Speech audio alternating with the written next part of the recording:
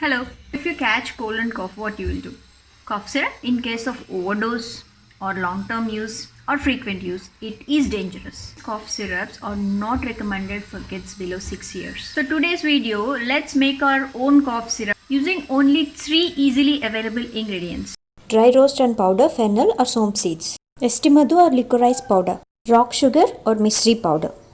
So if you take 1 spoon of fennel powder, take 2 spoons of estimadu powder and 3 spoons of rock sugar powder. Whenever you start seeing cold or cough symptoms, just mix these powders in 1:2:3 ratio and store it in a airtight container. Just take a small glass of lukewarm water and then add a spoon of this and drink it. Morning and evening daily 2 times. Keep using it till your symptoms subside. You can happily avoid those harmful cough syrups. And you can happily give this cough syrup to your little ones as well. Namaste.